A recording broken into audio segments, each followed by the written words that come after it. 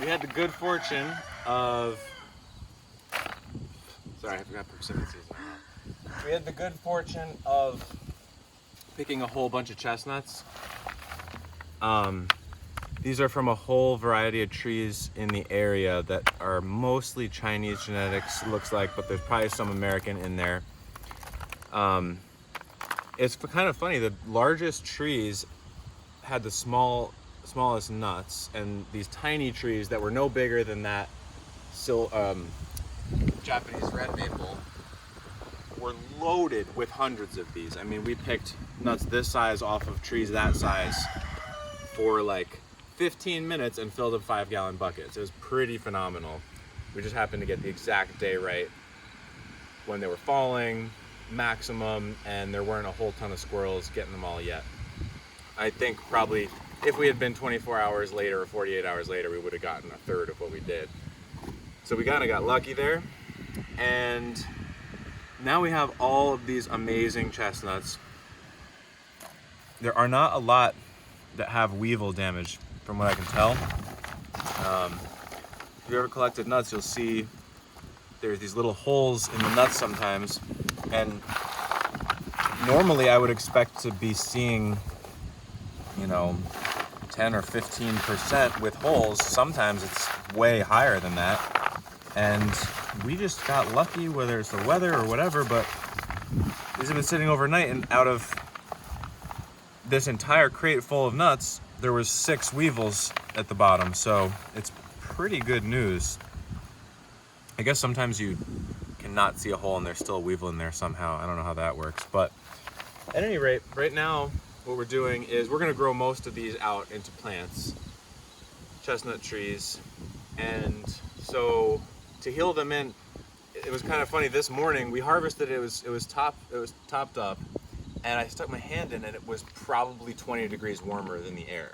So, and that wasn't just heat from being outside. They start to generate heat. It's almost like they're gonna start composting, and they're gonna rot really quickly if they don't get air.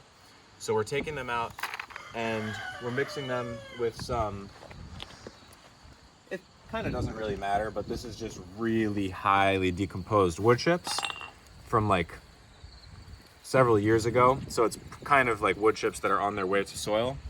And so we're basically just putting layers of the chestnuts in and covering with this material to keep them moist. Reason for that being that if these dry out at all, maybe a tiny little bit is okay, but if they dry out fully, they die. So a lot of tree seeds can't dry out at all. So I don't know of any hard and fast rules. Like stone fruit can dry out, although it may make them go into 2-year dormancy. Apples can dry out completely and it's fine, but chestnuts, the whole Fagaceae family, beech, oak, if they dry out, they die. So you got to keep them moist, and you have to keep these completely away from any kind of rodents. So we're taking these out, we're putting them mixed with moist wood chips, and then I'm just going to keep them inside for a few days. And this is just a kind of a temporary holding pattern so that they don't mold, so that they don't get taken by squirrels and stuff like that, and that they don't dry out. So it's kind of a little bit of a balancing act. We'll go up here real quick and I'll show you eventually, after I finish building the top for this, we're going to plant them directly into an air prune bed within a few weeks, and late fall planting in this air prune bed. So this is 11.5 inches of soil, compost, wood chips, and we're gonna put them in here probably on a 4-inch or so spacing, maybe even tighter. And there's hardware cloth underneath this, so nothing can get in from underneath. There's no way even a mouse could squeeze in anywhere. And then on top there will be a cage, that's 1/4-inch hardware cloth cage going over the whole thing. So it's completely there's not a half-inch hole anywhere no mouse can get them. And they'll be planted in here in a couple weeks, and then to make sure that this doesn't freeze like completely super hard and solid and really super cold, we'll probably mulch around the edges, maybe put some hay bales, maybe put some leaf bags, whatever I get at that time. And they should overwinter in there just fine, and they should have the cage on so they don't get moved around by rodents. And then next spring they'll wake up and they'll grow in here the whole year, and then we'll be able to harvest them easily as trees that we can then plant out elsewhere.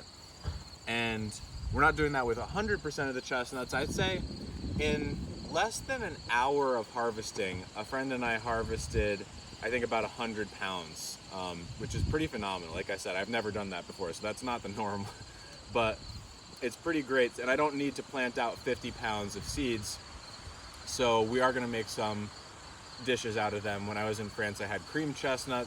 You can make flours out of it for breads, and there's a really great recipe that Sean Dabrowski and his wife Sasha from Edible Acres let me try, which is chestnut polenta, which is pretty much just like ground chestnut and some salt and water and maybe some butter, and you just boil it down, and it's unbelievable.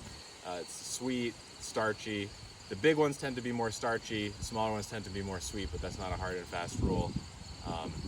But anyway, so yeah, really what a gift from these plants. It's pretty rare for everything to line up that well that you can go knock on people's door and they're like, yeah, take all this food that's laying on the ground, I don't want it, I don't need it, which is just weird. And it's a really fun way of kind of awkwardly meeting people, like, hi, can I gather some stuff from your lawn like a squirrel? It's a little bit awkward, but generally you meet some interesting characters that way. So yeah, that's what we're doing with these chestnuts.